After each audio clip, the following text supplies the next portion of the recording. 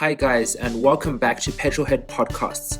The full-size 3-row luxury SUV segment is intensely competitive despite the relatively low volumes. Just take the 4 major players in the category as an example. The BMW X7, Cadillac Escalade, Lincoln Navigator and Mercedes-Benz GLS have all been completely redesigned in the last 2 years, and all are incredibly advanced machines with a lot of luxury, status and space. But which is the best of the 4? Join me as I go through an in-depth review to give you the answer. But before I proceed, please consider supporting me by liking this video and subscribing to my channel to see more great content like this in the future. First of all, starting with exteriors, the best looking of the 4 for me is the Lincoln Navigator. It has undeniable road presence with its generous proportions, the large mesh grille up front, the big headlights and really tall hood. On the side, I like the multi-spoke alloys that give it a sense of luxury by as expect, and the blacked out pillars that give the car a floating roof look that is also cool. Round back, I like the taillights which extend right across the entire width of the car, and the spaced out Lincoln badging adds to the sense of exclusivity. It is just a shame that viewed from the side, the profile is still too similar to the Ford Expedition on which this car is based, which dilutes its appeal somewhat. The second best exterior is the Mercedes-Benz GLS. Up front, I like the huge 2-slatted grille with the massive Mercedes logo that gives it a lot of aggression, as do the sporty looking lower air dams. The 3 lines of the daytime running lights that signify it as the S-Class of Mercedes SUVs is a nice touch as well, although the headlights themselves look a bit small for a car of this size. I like the clean yet smooth surfacing on the side, and the way the car bulges out the lower downy look with its massive wheelage flarings, creating a squat and bodybuilder kind of stance on the road. Round back though, the taillight design is too similar to smaller Mercedes SUVs, such as the GLC, which takes away some specialness, but the lower bumper section with the chrome exhaust finishes looks impressive. Overall though, the GLS doesn't quite have the same road presence and imposing stance as the Lincoln and Cadillac, which is a shame, and from certain angles looks too similar to smaller Mercedes SUVs. The next best exterior belongs to the Cadillac. It too is very imposing from the front, and also has a really tall hood and a large grille that extends into the headlights. The sleek headlights almost look too small for something the size of the Escalade though. On the other hand, the boomerang style daytime running lights are large and aggressive, and complete the look very well. On the side, the Escalade has a really plain profile, and again, like the Navigator, is too similar to its Chevy Tahoe and GMC Yukon cousins. Round back, the huge taillights are a bit old-fashioned looking, and too similar to the previous generation Escalade, and again there's nothing too special about the way the car looks from the back.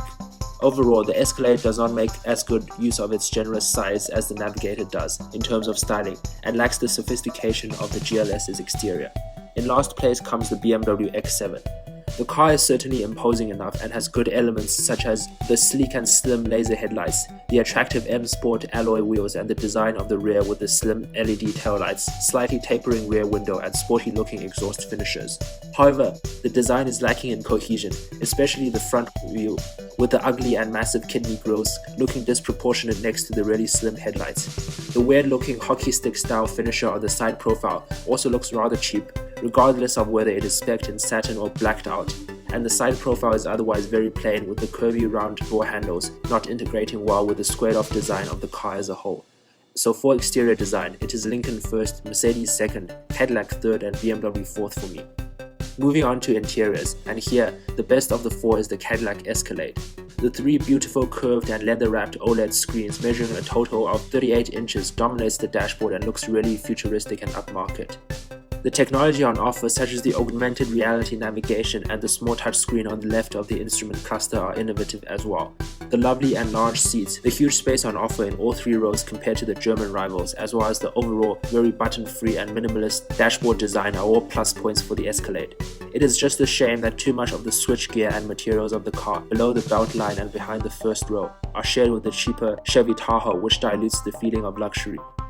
In second place is the Mercedes GLS.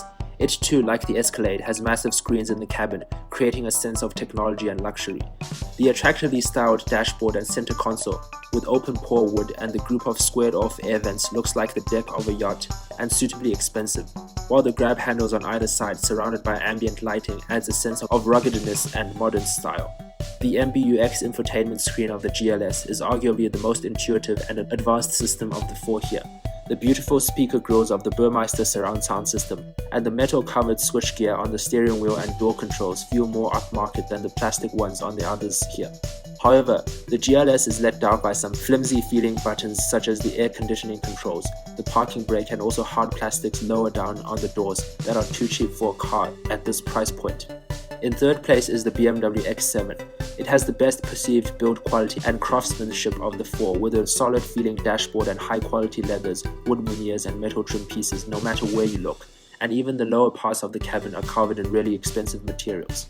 The panoramic roof with color changing LEDs in them, the crystal covered gear selector and separate climate control zone and sunroof for the third row passengers add the sense of utmost luxury missing from its rivals here. The software of the latest BMW iDrive system is also intuitive. However, in terms of interior design, the X7 is too similar to cheaper BMWs such as the 3 Series, which dilutes its appeal. The design is also aging, with the layout of the controls and screens having been in BMWs for years and just lacks the freshness and exclusiveness of the other rivals here. The BMW also offers the least space, be it for passenger legroom, shoulder room, or cargo volume across all 3 rows. Finally, the Navigator finishes last in this category. It has a lovely old-school luxury style design with the floating center console and screen, the rich mix of leather and wood, and the supremely comfortable 30-way adjustable seats up front. However, look a little more closely and flaws begin to appear.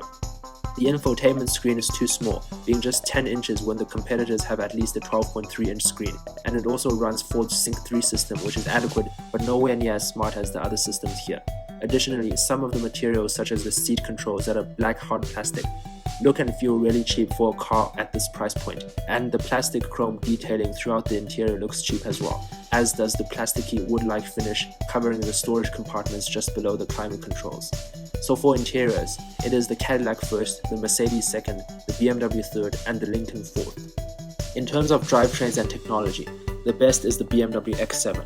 It has the most powerful engine of the 4, with a 4.4-litre twin-turbo V8 producing 523 horsepower and 553 pound-feet of torque, paired with an 8-speed automatic transmission, allowing it to accelerate from 0 to 60 miles an hour in just 4.5 seconds.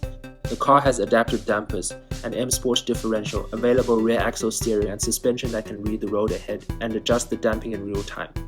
In terms of driving assistance systems, it has BMW's Active Driving Assistant Pro, featuring extended traffic jam assistant for automated steering inputs below 40 miles an hour, steering and lane control assist, emergency stop assist, and evasion aid that reacts to pedestrians and vehicles in front of you. In second place is the Mercedes GLS. It has a 4-litre twin-turbo V8 producing 483 horsepower and 516 pound-feet of torque, and is paired to a 48-volt mild hybrid system that adds 22 horsepower and 184 pound-feet of torque low down to compensate for turbo lag. This is mated to a 9-speed automatic transmission, allowing the GLS to accelerate from 0 to 60 miles an hour in just 5.2 seconds. The GLS has available e-active body control, which can scan the road surface ahead and individually adjust each wheel to counteract lean and pitch and even tilt into corners like a motorcycle to reduce body roll. This suspension also has a recovery mode that can bounce the car out of tricky off-road conditions. The GLS has the same level of semi-autonomous driving technologies as the BMW and has a fully variable all-wheel drive system that can vary between 0 to 100% the torque on each axle. In third place is the Cadillac Escalade. It has a 6.2-litre naturally aspirated V8 with 420 horsepower and 460 pound-feet of torque, mated to a 10-speed transmission enabling it to accelerate to 60 miles an hour in 5.9 seconds. The Escalade features air suspension for the first time, in addition to magnetic dampers and an electronic limited slip differential. Cadillac's Super Cruise semi-autonomous driving technology with lane change on demand also makes its debut on the Escalade. Ultimately, the Escalade lacks the power of the Germans and the really clever suspension technology. In last comes the Navigator. It has a 3.5-litre twin-turbo V6 with 450 horsepower and 510 pound-feet of torque, mated to a 10-speed transmission. The Navigator accelerates to 60 miles an hour in 5.9 seconds. There's 6 different driving modes and adaptive suspension. However, the Navigator lacks the air suspension all of its rivals here have, and the driving assistance system are also relatively basic, with only adaptive cruise control, lane keeping assist, a blind spot monitor, and autonomous emergency braking. So for drivetrains and technology, it is BMW first, Mercedes second, Cadillac third, and Lincoln fourth. For driving experience, the best of the four is the Mercedes GLS. It has quick and responsive steering and a firm setup in sport mode that allows it to handle surprisingly well for such a large car. The car is supremely comfortable on smooth paved roads, with a pillowy feel to the damping in comfort mode. However, the GLS does not deal as well with road imperfections. The car has a tendency to rock from side to side when going over undulations, and the response from the engine and transmission can be slow at low speeds as well. In second place is the Cadillac. The magnetic dampers deliver excellent body control for a car this large, and the steering is quick enough, but however, the ride isn't comfortable enough for a car in this segment, and high-frequency impacts trouble the car, and handling is not as sharp as the German rivals. While the transmission is incredibly smooth, the V8 engine feels comparatively weak with its lower outputs and naturally aspirated nature. In third place is the BMW. It has a responsive engine and smooth shifts from the transmission, but has a busy and underdamped ride with a fair amount of body roll. The car almost never settles down in comfort mode, even though the ride is soft in this setting, and switching it to sport fixes the body control but makes you lose the comfort, and thus it is just impossible to find a happy medium with the X7. In last place comes the Navigator. The V6 is powerful and smooth, and is well paired with the 10-speed automatic. It has adaptive damping too like the others, but bigger bumps aren't handled as well, and more shocks pass through to the cabin. The ride is firm and prone to secondary motions, and body control is the worst of the four. So for driving experience, the best is the Mercedes, followed by the Cadillac, the BMW and the Lincoln. So overall, which is the best full-size luxury 3-row SUV that money can buy? The four cars are so evenly matched, as shown by the four different categories being won by four different vehicles.